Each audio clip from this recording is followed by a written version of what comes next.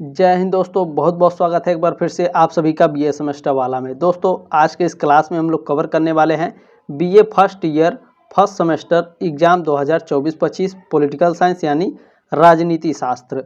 राजनीति शास्त्र में दोस्तों आपके पेपर का नाम है Indian national movement and constitution of India, भारतीय राष्ट्रीय आंदोलन तथा भारत का संविधान। दोस्तों ये क्लास 2 है। इसके पहले एक क्लास और मैंने कराया है, वो क्वेश्चन पेपर मैंने सॉल्व कराया है और वो क्वेश्चन पेपर लिखित, ठीक है, लिखित मॉडल पेपर है वो आपका क्वेश्चन पेपर, ठीक है। तो डिस्क्रिप्शन बॉक्स में लिंक दिया गया है, ठीक है, प्लेलिस्ट का। आप प्लेलिस्ट में क्लिक करेंगे, प्लेलिस्ट में चले जाएंगे, वहाँ पे सारे कुछ आपको पॉलिटिकल साइंस का जो फर्स्ट सेमेस्टर है वो जितने भी मैंने क्लास कराया है आपको प्लेलिस्ट में मिल जाएगा, ठीक है। अच्छा, इसमें आज के इस क्लास में top 60 most important objective question answer with important notes के साथ मैं बताने वाला हूं, ठीक है। तो आप लोगों का एग्ज़ाम शुरू हो गया है दोस्तों, आप लोगों का एग्ज़ाम जो है वो आपका नवंबर दिसंबर में आपका एग्ज़ाम शुरू हो जाएगा, फर्स्ट सेमेस्टर, थर्ड सेमेस्टर और फिफ्थ सेमेस्टर का, ठीक है। और कितने विश्वविद्यालय ऐसे हैं जिनका एग्ज़ाम अक्टूबर से ही शुरू होने वाला है। अच्छा, जिनका भी आप एग्ज़ाम शुरू होने वाला है, यदि आप इस क्लास को देख रहे हैं, पहली बार विजिट किए हैं चैनल पर, तो सब्सक्राइब करके जुड़ने का प्रयास जरूर करेंगे, ठीक है। भरोसा दिलाता हूं दोस्तों, चाहे आपका लिखित एग्ज़ाम हो चाहे आपका ऑब्जेक्टिव हो, पास होने की गारंटी है, ठीक है। एकदम हूबहू एकदम मॉडल पेपर देता हूं जब मैं, तो एकदम मॉडल पेपर से बहुत सारे क्वेश्चन आपके एग्ज़ाम में आते हैं, ठीक है। तो आपसे रिक्वेस्ट है कि आप इस क्लास को आगे व्हाट्सएप पर ज़रूर सेंड कर देंगे। आपके व्हाट्सएप पर ज़रूर आपके दोस्त जुड़े होंगे, तो ये आपकी जिम्मेदारी है, ये आपकी रिस्पॉन्सिबिलिटी है और आपसे रिक्वेस्ट भी है, मैं करता हूं आपसे रिक्वेस्ट कि इस क्लास को आगे ज़रूर सेंड कर देंगे, ठीक है।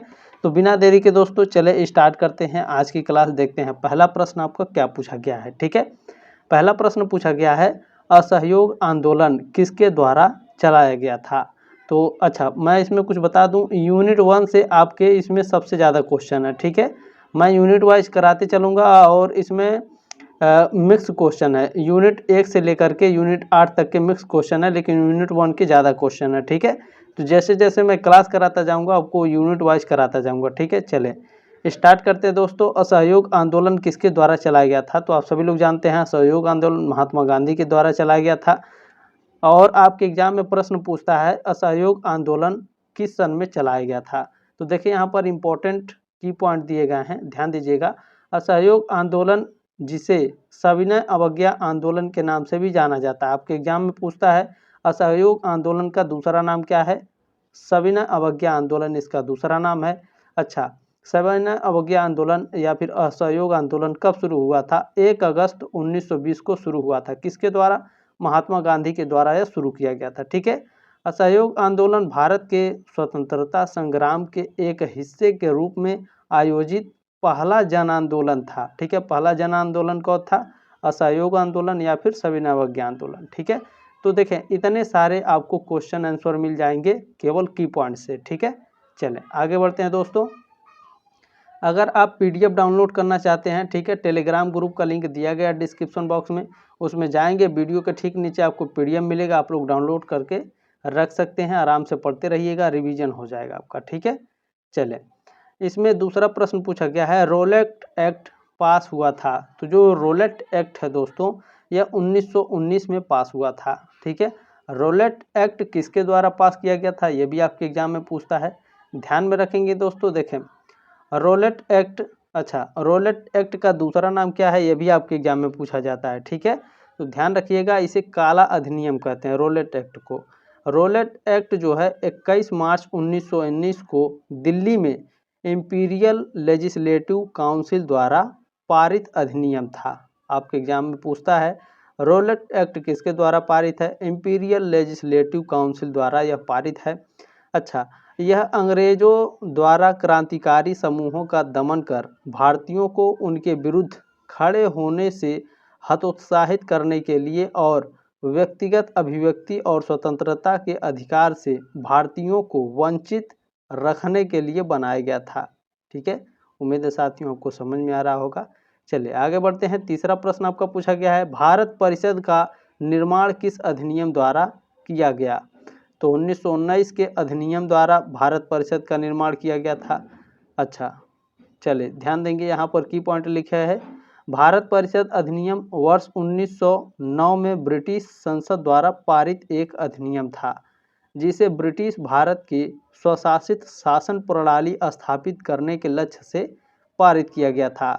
यह मार्ले मिंटो सुधार के नाम से भी जाना जाता है। ठीक है, भारत परिषद अधिनियम को मार्ले मिंटो सुधार के नाम से भी जाना जाता है क्योंकि इस समय मार्ले भारत के राज्य सचिव एवं लॉर्ड मिंटो भारत के वायसराय थे। ठीक है, चलें प्रश्न नंबर 4 क्या पूछा गया है आपका। ठीक है, देखें, चलिए 4 नंबर प्रश्न पूछा गया है केंद्र में द्वैध शासन किस अधिनियम के अंतर्गत स्थापित किया गया। तो केंद्र में द्वैध शासन अधिनियम जो है साथियों, यह भारत सरकार अधिनियम 1935 के अंतर्गत स्थापित किया गया था। सी ऑप्शन आपका करेक्ट है। चलिए प्रश्न नंबर 5 देखेंगे हमारा क्या पूछा गया है। 1946 में निर्मित अंतरिम सरकार में कार्यपालिका परिषद के उपसभापति थे पंडित जवाहरलाल नेहरू थे। ए ऑप्शन आपका राइट है। प्रश्न नंबर 6 देखेंगे क्या पूछा गया है। स्वतंत्र भारत का प्रथम भारतीय गवर्नर जनरल था। स्वतंत्र भारत का प्रथम भारतीय गवर्नर, देखिए यहाँ पर कितने बच्चे कंफ्यूज हो जाते हैं और गलती कर देते हैं। भारतीय गवर्नर पूछा है, ठीक है, स्वतंत्र भारत का प्रथम भारतीय गवर्नर तो श्री राजगोपालाचारी थे। ठीक है, सी ऑप्शन आपका राइट है। प्रश्न नंबर 7 पूछा गया है भारतीय राष्ट्रीय कांग्रेस की स्थापना कब हुई। तो ये मोस्ट इम्पोर्टेंट प्रश्न है, ये हर साल पूछा जाता है, हमेशा पूछा जाता है और हर कॉलेज में पूछा जाता है जिस कॉलेज में ऑब्जेक्टिव क्वेश्चन पूछे जाते हैं।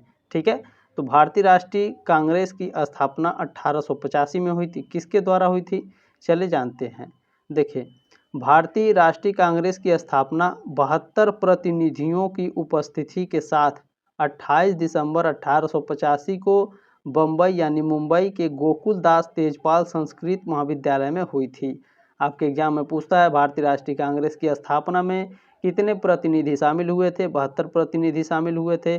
स्थापना कब हुई थी, 28 दिसंबर 1885 को। कहाँ हुई थी, गोकुल दास तेजपाल संस्कृत महाविद्यालय में हुई थी। कहाँ पे है, मुंबई में है।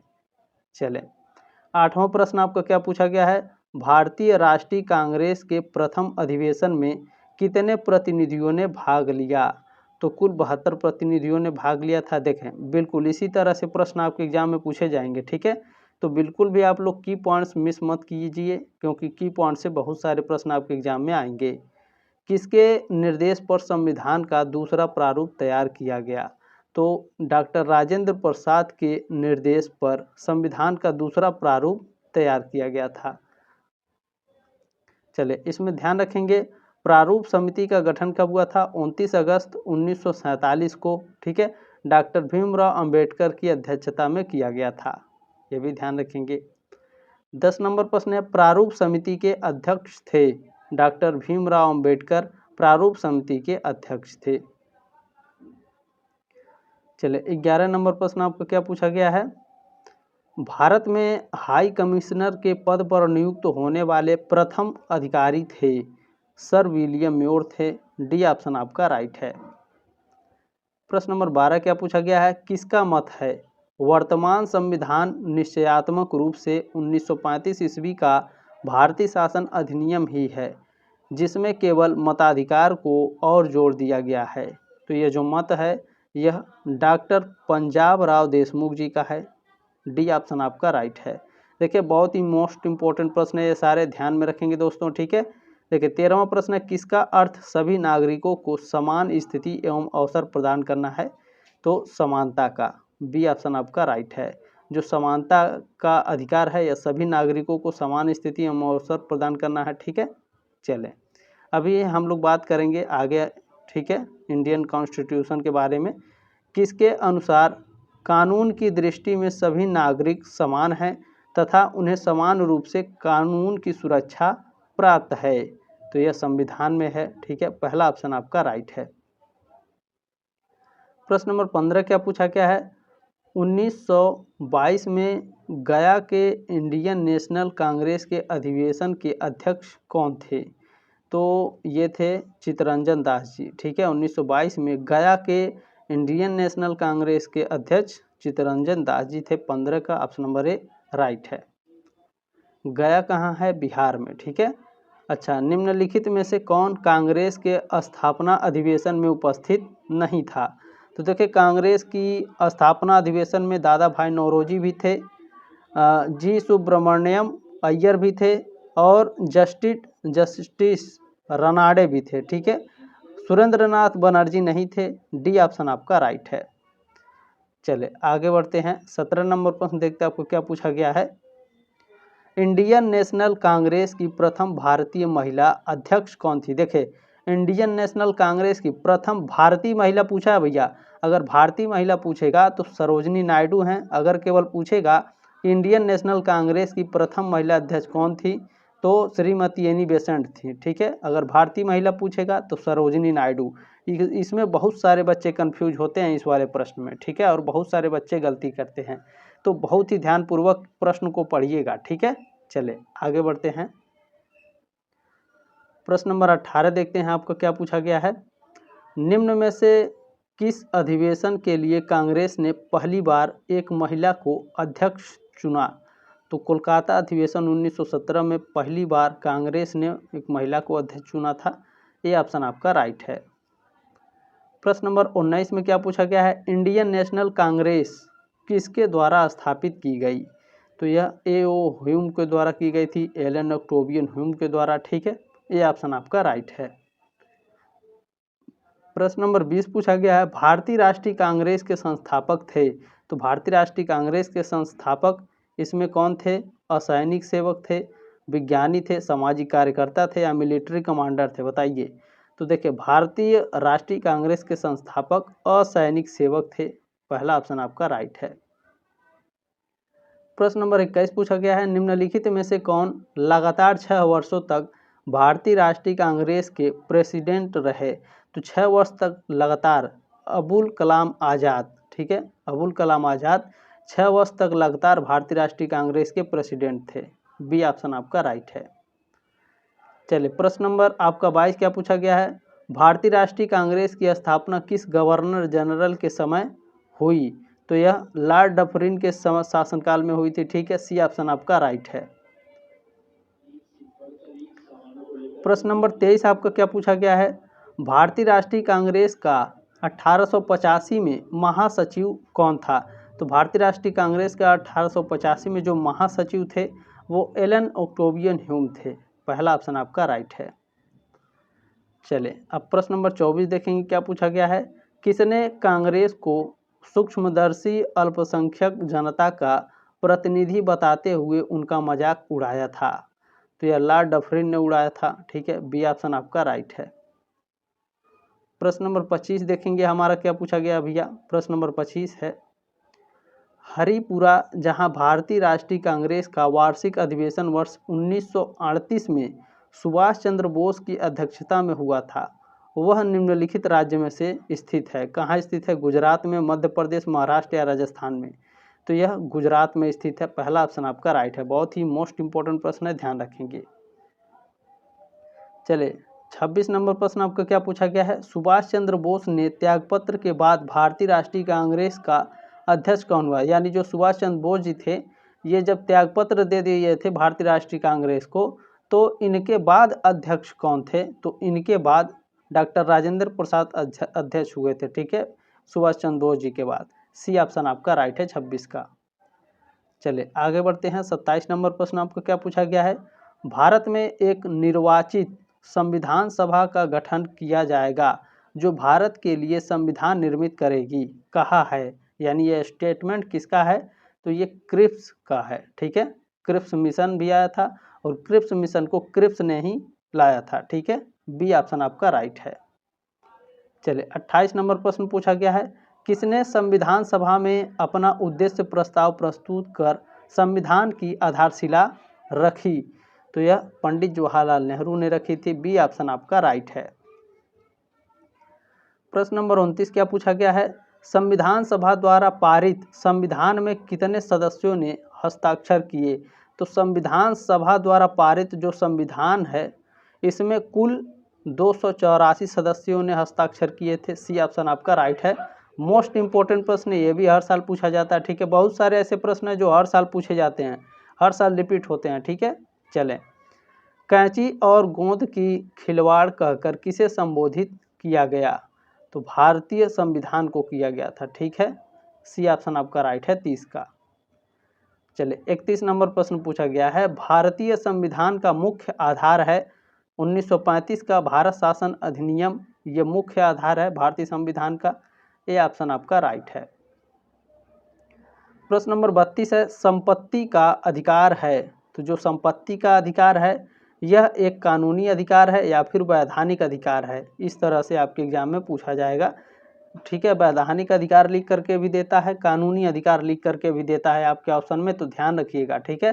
संपत्ति का अधिकार कानूनी अधिकार है और वैधानिक अधिकार भी है, यानी दोनों एक ही होते हैं, कानून अधिकार और वैधानिक अधिकार, ठीक है। बस आपके शब्द अलग अलग हो गए हैं, क्योंकि आपके शब्द अलग अलग हो जाते हैं तो आप लोग कंफ्यूज हो जाते हैं, लेकिन मैं कंफ्यूज नहीं होने दूंगा, आपका डाउट मैंने क्लियर कर दिया है, ठीक है।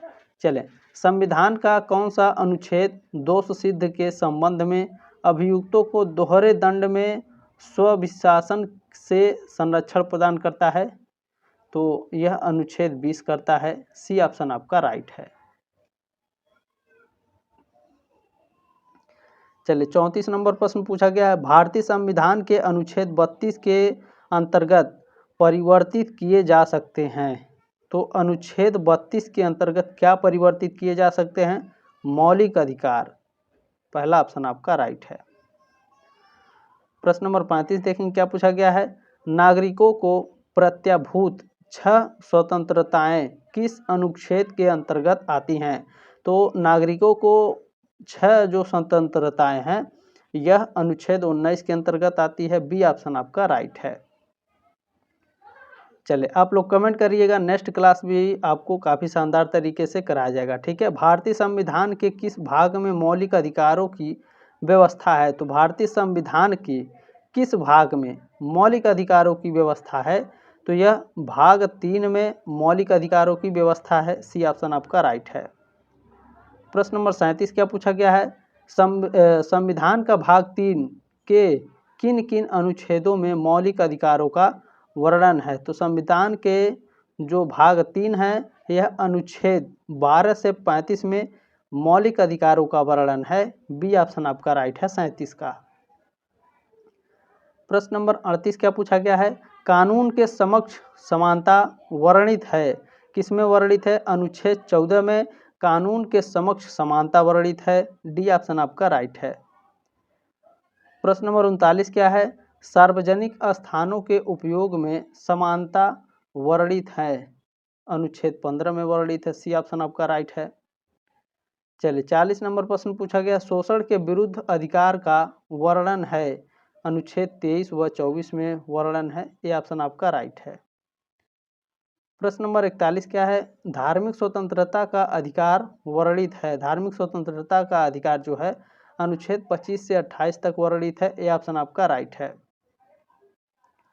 प्रश्न नंबर 42 है, किस अनुच्छेद के आधार पर धार्मिक कार्यों के लिए व्यय की जाने वाली धनराशि को कर से मुक्त किया गया है? तो अनुच्छेद 27 को, ठीक है। धार्मिक कार्यों के लिए व्यय की जाने वाली धनराशि को कर से यानी टैक्स से मुक्त किया गया है। सी ऑप्शन आपका राइट है 42 का। चलिए आगे बढ़ते हैं दोस्तों, 43 नंबर प्रश्न क्या पूछा गया है, भारत के संविधान के किस अनुच्छेद में मौलिक कर्तव्य की चर्चा की गई है? तो अनुच्छेद 51 ए या फिर अनुच्छेद 51 क, इस तरह से लिख करके देता है। तो 51 क या फिर 51 ए में मौलिक कर्तव्य की चर्चा की गई है। पहला ऑप्शन आपका राइट है। प्रश्न नंबर 44 पूछा गया है, मौलिक कर्तव्यों को संविधान में सम्मिलित किए जाने की प्रयोजन क्या है, यानी इसका कारण क्या है? कार्यपालिका की बढ़ती शक्ति को नियंत्रण करने के लिए, ठीक है। डी ऑप्शन आपका राइट है। प्रश्न नंबर 45 क्या पूछा गया है, मौलिक अधिकार संविधान की छुआछूत उन्मूलन से संबंधित अनुच्छेद है। अनुच्छेद 17 जो है ये छुआछूत उन्मूलन से संबंधित है भारतीय संविधान में, ठीक है, अनुच्छेद 17। सी ऑप्शन आपका राइट है। चलिए प्रश्न नंबर 46 पूछा गया है, भारतीय संविधान में प्रदत्त मूलभूत अधिकारों को निलंबित करने वाली सत्ता है। तो मूलभूत अधिकारों को निलंबित जो करती है वह राष्ट्रपति करते हैं, ठीक है, डी ऑप्शन आपका राइट है। प्रश्न नंबर 47 पूछा गया है, भारत के संविधान का भाग 3 संबंध है, किससे संबंध है? मूल अधिकारों से, ठीक है। चलें सी ऑप्शन आपका राइट है 47 का। प्रश्न नंबर 48 क्या पूछा गया है, मूल अधिकारों को सर्वप्रथम किस देश में संवैधानिक मान्यता प्रदान की गई? तो संयुक्त राज्य अमेरिका में, ठीक है, मूल अधिकारों को सर्वप्रथम मान्यता प्रदान की गई थी, बी ऑप्शन आपका राइट है। चले प्रश्न नंबर 49 देखेंगे साथियों, भारतीय राष्ट्रीय कांग्रेस, अच्छा भारतीय राष्ट्रीय कांग्रेस का नामकरण किसने किया? भारतीय राष्ट्रीय कांग्रेस का नामकरण दादा भाई नौरोजी ने किया था, बी ऑप्शन आपका राइट है। चलिए प्रश्न नंबर 50 पूछा गया है, निम्न में से कौन इलाहाबाद में 1857 के संग्राम का नेता था? तो इलाहाबाद में 1857 के संग्राम का जो नेता थे मौलवी लियाकत अली थे, डी ऑप्शन आपका राइट है। प्रश्न नंबर 51 पूछा गया है, इंडियन वार ऑफ इंडिपेंडेंस 1857 के लेखक थे, कौन थे? बी डी सावरकर थे, ठीक है, ये इंडियन वार ऑफ इंडिपेंडेंस 1857 के लेखक बी डी सावरकर। चलिए प्रश्न नंबर 52 क्या है, 52 नंबर, भारतीय राष्ट्रीय कांग्रेस ने अपने किस अधिवेशन में भारत सरकार अधिनियम 1935 को अस्वीकार किया था? वेरी वेरी मोस्ट इंपोर्टेंट प्रश्न है। तो लखनऊ अधिवेशन 1936 में भारतीय राष्ट्रीय कांग्रेस ने भारत सरकार अधिनियम 1935 को अस्वीकार कर दिया था, ठीक है, बी ऑप्शन आपका राइट है। प्रश्न नंबर 53 देखेंगे भैया, 53 नंबर प्रश्न क्या पूछा गया है, भारतीय राष्ट्रीय कांग्रेस का एकमात्र अधिवेशन जिसे महात्मा गांधी द्वारा संबोधित किया गया था संपन्न हुआ था अमरावती में, बेलगाम में, कराची में या नागपुर में? तो यह बेलगाम में, ठीक है, बेलगाम में संपन्न हुआ था, बी ऑप्शन आपका राइट है। प्रश्न नंबर 54 क्या है, कांग्रेस ने पूर्ण स्वतंत्रता लेने का निश्चय किया 31 दिसंबर 1929 को, ए ऑप्शन आपका राइट है। प्रश्न नंबर 55 क्या पूछा गया है, भारतीय राष्ट्रीय कांग्रेस के दूसरे अधिवेशन की अध्यक्षता किसने की? तो दादा भाई नौरोजी ने भारतीय राष्ट्रीय कांग्रेस के दूसरे अधिवेशन की अध्यक्षता की थी, सी ऑप्शन आपका राइट है। प्रश्न नंबर 56 क्या है, भारतीय राष्ट्रीय कांग्रेस का अंतिम अधिवेशन जिसमें बाल गंगाधर तिलक ने भाग लिया था, अमृतसर अधिवेशन 1919 में, डी ऑप्शन आपका राइट है। प्रश्न नंबर 57 पूछा गया, 1857 के निम्नलिखित क्रांतिकारियों में से किसका वास्तविक नाम रामचंद्र पांडुरंग था? तो तांत्या टोपे का नाम क्या था? रामचंद्र पांडुरंग, ठीक है, बी ऑप्शन आपका राइट है। इस तरह से प्रश्न पूछता है तांत्या टोपे का दूसरा नाम क्या है, ठीक है, यह भी ध्यान रखेंगे। 1857 के विद्रोह का नेतृत्व बिहार में किसने किया? तो बिहार में कुंवर सिंह ने किया था, बी ऑप्शन आपका राइट है। प्रश्न नंबर 59 क्या पूछा गया है, निम्नलिखित में से कौन 1857 के विद्रोह में अंग्रेजों का सबसे कट्टर दुश्मन था? तो यह मौलवी अब्दुल्ला शाह थे, ठीक है, ये ऑप्शन आपका राइट है। चलिए 60 नंबर प्रश्न देखेंगे क्या पूछा गया है, 1857 के विद्रोह के दौरान अंग्रेजों के विरुद्ध जिहाद का प्रचार किसने किया? मौलवी अहमदुल्लाह शाह ने किया था, ये ऑप्शन आपका राइट है। अच्छा, मौलवी अहमदुल्लाह शाह के बारे में थोड़ा सा जान लेते हैं, ठीक है। देखें, मौलवी अहमदुल्लाह शाह जो थे ये फैजाबाद के रहने वाले थे, ठीक है, ये मौलवी के रूप में प्रसिद्ध थे, लेकिन 1857 के भारतीय विद्रोह के प्रमुख व्यक्ति थे। मौलवी अहमदुल्लाह शाह को 1857 के विद्रोह के लाइट हाउस के रूप में जाना जाता था। आपके एग्जाम में पूछता है लाइट हाउस के रूप में किसे जाना जाता था? मौलवी अहमदुल्लाह शाह जी को जाना जाता था, ठीक है। अच्छा आगे बढ़ते हैं। 1857 की क्रांति एक ऐसी क्रांति थी जिसमें हिंदू और मुस्लिम दोनों ने मिल करके अंग्रेजों का सामना किया था, ठीक है। उसके बाद तो राजनीति आ गई। चलिए कोई बात नहीं, आगे देखिए, जॉर्ज ब्रूस मालसन और थॉमसन सीटन जैसे ब्रिटिश अधिकारियों ने अहमदुल्ला की साहस, बहादुरी, व्यक्तिगत और संगठनात्मक क्षमताओं के बारे में उल्लेख किया है। ठीक है, उम्मीद करता हूँ साथियों आपको ये क्लास अच्छा लगेगा, जानकारी अच्छी लगी होगी। प्लीज़ इस क्लास को आगे ज़रूर सेंड करेंगे व्हाट्सएप पर, ये आपकी जिम्मेदारी है, आपकी रिस्पॉन्सिबिलिटी है और आपसे रिक्वेस्ट भी है। ठीक है, जल्दी मिलते हैं आपके नेक्स्ट क्लास में, तब तक के लिए जय हिंद, वंदे मातरम।